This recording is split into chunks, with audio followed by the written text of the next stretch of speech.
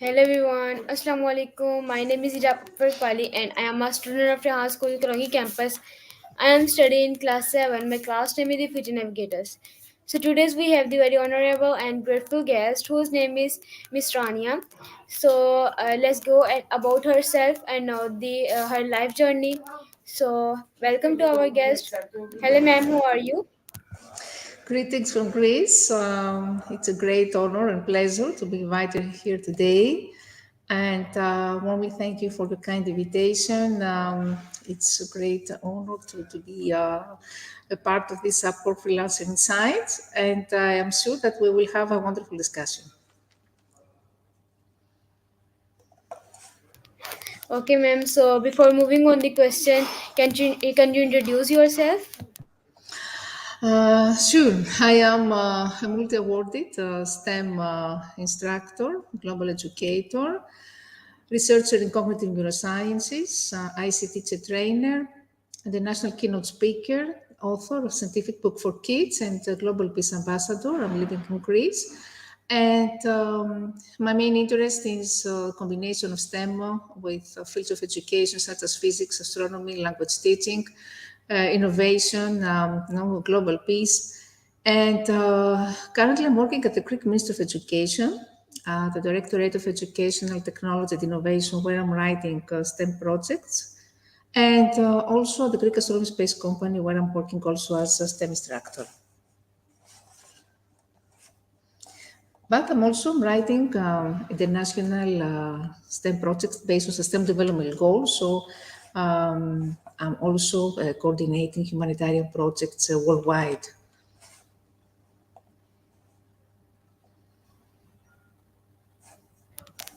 Amazing. Okay, so my first question, can you tell us about your journey and how you become involved in education and STEAM instruction?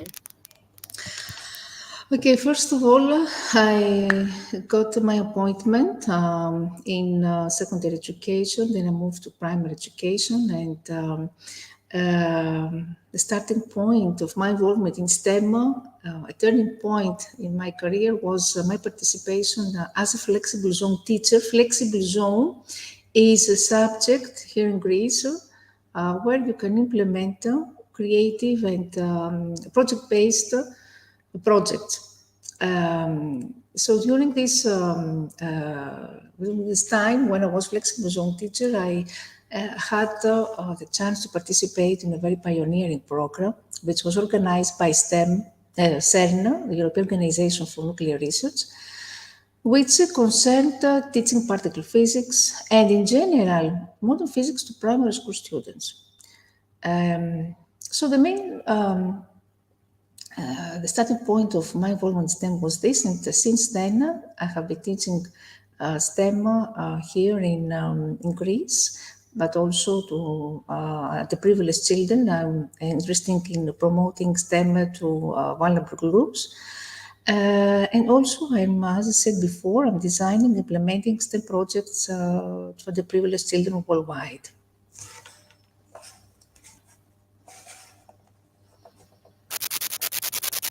Okay, ma'am, thanks for answering. So my next question, what inspired you to become a STEAM instructor and a neuroeducation researcher? STEM instructor, I said before, my participation in CERN program. Since then, I'm teaching STEM as a volunteer to refugee children, to children with special education needs, to children at the ecological hospital. And about neuroeducation, because I've always thought that brain is a miracle.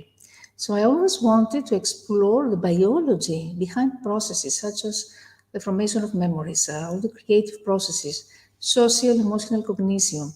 There is a whole branch of neuroscience, which is called social neuroscience, which is dedicated to understanding how our biology impacts our social behaviors. Learning can be a solo or a group experience. In neuroscience can actually inform which approaches are the best depending on the learning goals. And also to explore all these cognitive processes such as attention, because in order to learn, you need to be able to focus. So in neuroscience, attention refers to all these, the brain processes allow us to focus on some aspects of our environment, and also memory mentioned before. So memory is related to science-based techniques to remember things better, which everyone could benefit from applying. And education, I think it's interesting to say to our audience that it's a new, relatively new discipline called educational neuroscience, which brings together researchers in neuroscience, educational psychology, and educational technology, as well as practitioners such as educators, to figure out the links between education and brain processes. It's an extremely fascinating field, um, and it's a great opportunity for teachers to educators to explore this, because the majority of teachers are not familiarized with what we call brain-based strategies. And also, I think the main benefit of neuroeducation has to do with how we can help children with special education needs. There are many children now who suffer from what we call from many learning difficulties, such as attention deficit hyperactivity disorder or dyscalculia, dyslexia. And all this, of course, can impact the learning. So understanding these various conditions, how best adapt the learning environment to people, to meet people's need, it's an interesting aspect of your education. So this is what made me love and neuroeducation, and wanting to explore more this miracle it's called brain. Great answer. Okay, so my next question, could you share some insights into your role as a stream instructor at the great astronomy and space company? Actually, Astronomy Space Company Annex of Salamis was founded in 2011. It's a Greek organization that promotes broad interest in astronomy and disseminates knowledge in astronomy and astrophysics to the general public. How? Through educational activities and observatory activities. We organize annual courses of astronomy popularization. We promote the annual competition of the Astronomy Space Company in Greece. So I'm very active here, and we organize lectures, seminars, and workshops, conferences. And in Greece there are already 37 astronomical associations, but we are among the first astronomical associations in Greece who introduced them in astronomy, thanks to my initiatives. Furthermore, we collaborate with aerospace companies in implementing advanced space school programs, like how to conduct experiments in space. We collaborate with the national organizations like ESA, European Space Agency. I had the chance also to visit ESA and get training how to introduce space education in the classroom. And we organize also hackathons, competitions. We organize mini astro nights, of course. People, especially children, they love astronomical nights, especially when the weather is fine. And in general, we promote citizen science. So, why? Because astronomy is a discipline which is excluded from the Greek curriculum. And this is unfair because children actually love astronomy. So we try to cover this gap. Astronomy is, I think, a very important area of knowledge, and should start from an early age. So our educational programs, in general, all our activity, tries to reinforce teachers' core science knowledge, astronomy knowledge, to enhance pedagogical knowledge in teaching, integrate STEM with connections to literacy, to improve teachers' ability to use students' prior knowledge to ask questions, to define problems, to design experiments, to conduct experiments, to explain in experiential ways all these mysteries of space, to reinforce teachers' scientific and mathematical skills, technological skills, and promote, of course, students' 21st century skills such as creativity, innovation, and critical thinking. So actually, we use space themes in order to increase our students' interest in science and to improve their skills in STEM. We organize online courses and physical workshops. about how they can present astronomical topics in classroom. We try to examine multimedia curricular materials and visual animations, simulation software, and hands-on laboratory experiments. So in this way, students could become more open towards science and society, and also this attracts more teachers. Okay, ma'am, thanks for answer. So my next question, what are some of the STEAM projects you have written for Greek schools while working at the Greek Ministry of Education? Yes, the latest years organize here two very important workshops. The first one is about cybersecurity.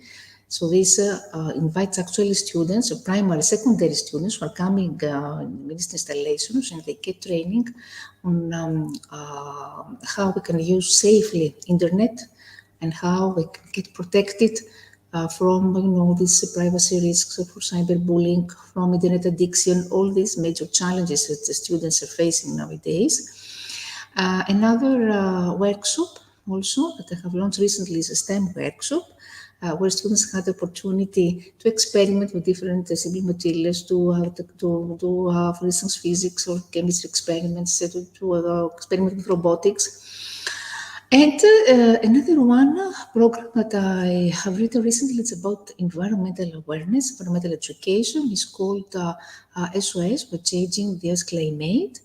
It is addressed to primary school students. It's an interdisciplinary STEM project, which actually focus on 5 out of 17 Sustainable Development Goals: called education, sustainable cities and communities, climate action, life on land, peace, justice, and strong institutions. And it combines environmental education, STEM education, and arts. So through this program, children have the opportunity to collaborate, of course, to use exploratory discovery methods, learning methods, to use even digital tools in order to solve authentic problems. They suggest their solutions in order how we can protect our planet. They understand all the factors that affect climate change. They can cultivate the creativity through STEAM activities. They realize that we all have responsibility to protect the Earth's climate, and this project, which aims to highlight, to sensitize also teachers and students and highlight environmental issues.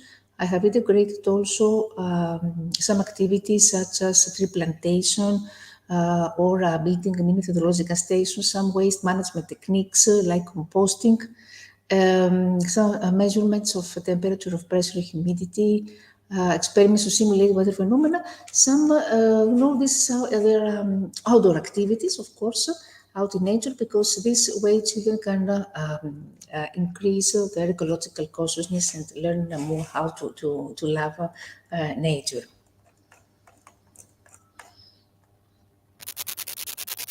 Ma'am, thanks for answer. So my next question, winning over 200 national and international prizes is an incredible achievement. Can you highlight some of your most memorable awards and what they mean to you?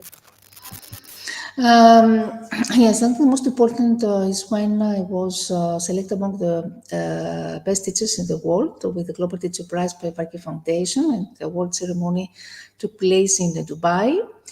I had the chance to be there, the award ceremony. It was amazing because I got connected with eminent personalities from all over the world, inspiring and innovative teachers. And apart from this, I am a Global Teacher Award winner for 3 consecutive years. I'm also a winner here in Greece in Education Leader Awards. It's a prestigious ceremony also in Greece. I was awarded in gold in STEM education and with silver award in innovation. It was the first public school, public teacher in STEM who got awarded, so I feel, of course, very honored. But this recognition made me more motivated to move on, to move forward, to try to write more projects. After these awards, I started writing international humanitarian projects. which focus sustainable development goals and also which are addressed to the privileged children who don't have access to quality education. Yes, the awards are important. This recognition because motivates us more as educators, but this is something which never ends. I think it's the profession of a teacher is always evolving, and we become better and better. And this global recognition keeps me the opportunity to connect more with teachers from all over the world, with students from all over the world, organize more online sessions. All this active citizenship qualities are also important for me and for my students also.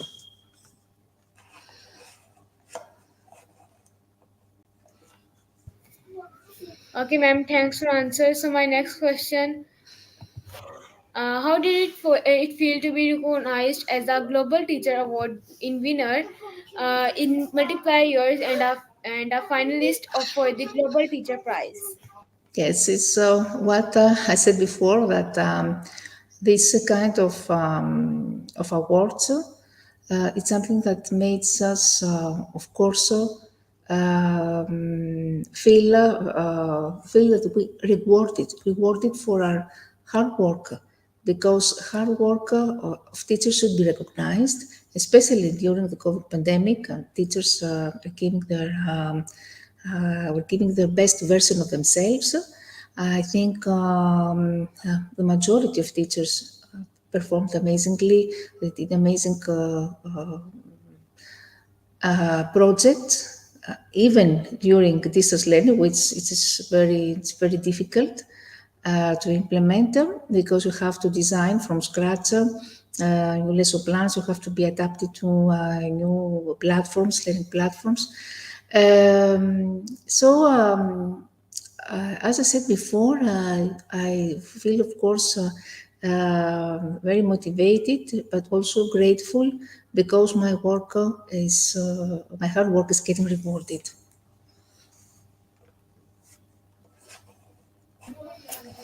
Okay, great. Thanks for answer. So my next question, in what ways do you believe technology and innovation can enhance the quality of education? STEM actually has to do a lot with technology. If you want to be innovative, you have to use technology, something which increases collaboration, communication, of course, because educational technology can foster collaboration through online lessons, learning games, as students get to work together to solve problems. In collaborative activities, students can share their thoughts and ideas and support each other. Second important benefit of technology in education is what we call personalized learning opportunities. So individualization, especially if we talk about artificial intelligence in this, we can have hybrid versions of learning which combine the use of technology from anywhere with regular in-person classroom sessions. So the use of technology here tailors the needs of students, of any student. Students can learn at their own pace, and you can organize, lesson plans when you can give immediate, instant feedback to your students.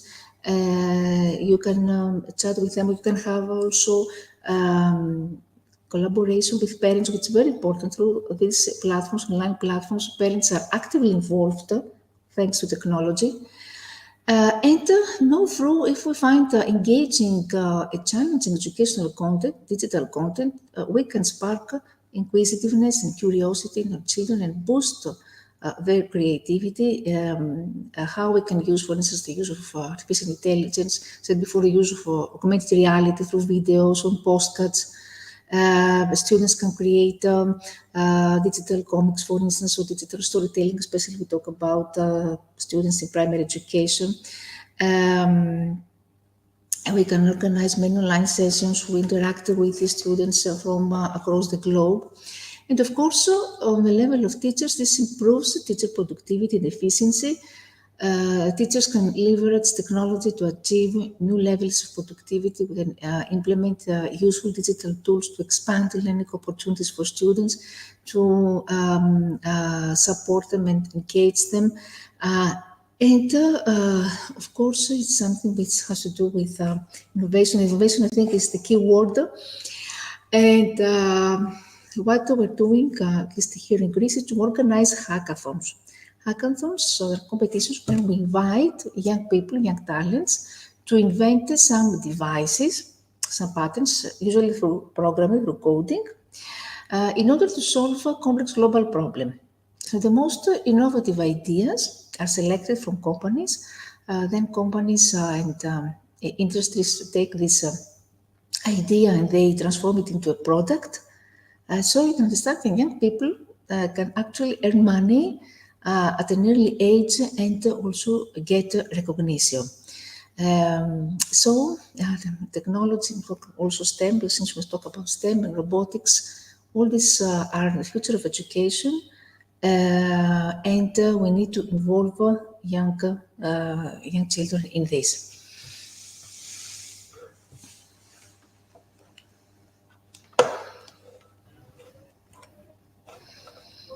Okay, ma'am, thanks for answer. So my next question, could you tell us about your experiences as an international speaker and the topics you typically addressed during your presentations? Of course, I'm talking about educational topics, leadership issues, about STEM, because STEM education is undergoing a profound transformation as we adapt to the changing technological landscape and the demands of a rapidly evolving world. Of course, because I'm a member of many women organizations, I'm trying to present topics on women's empowerment, which have to do with women's sense of self-worth, the right to have defined choices, the right to have equal opportunities with men, the right to have power to control their own lives, both in and outside the home, and their ability to influence the direction of social change in order to create a more social, a more inclusive world, and how this could happen through training, through awareness raising, building self-confidence. With these conferences and lectures and seminars and webinars we're participating in have this goal to raise awareness, to change biases and stereotypes, to break down stereotypes, and how to help women actually to become confident, to believe in themselves, and to follow their dreams and to follow their passion, especially in this male-dominated world, which is not easy to do.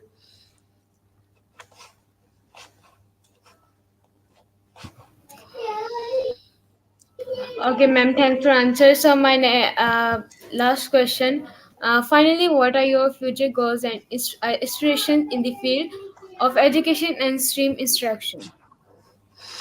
I'm planning to write more projects, especially to address with the privileged children, such as previous one. One was about the gender-based violence in Nigeria.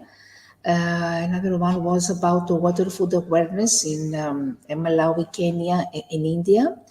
And also to write more books, especially more scientific book for kids, to continue to promote volunteerism. Here in Greece, I'm ambassador of volunteerism education in the Greek Academy of Volunteerism Help Hellas, and we try to create networks of volunteers around the world who could help each other.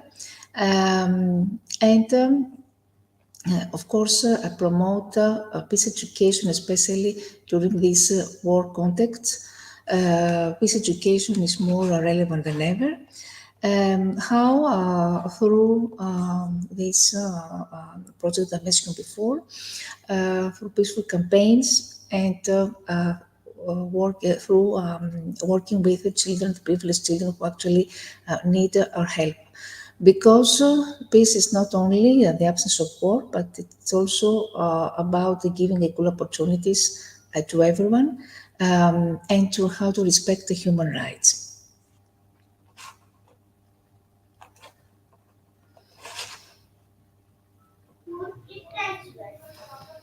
Okay, ma'am, thank you so much for giving me your valuable time and give us many knowledge.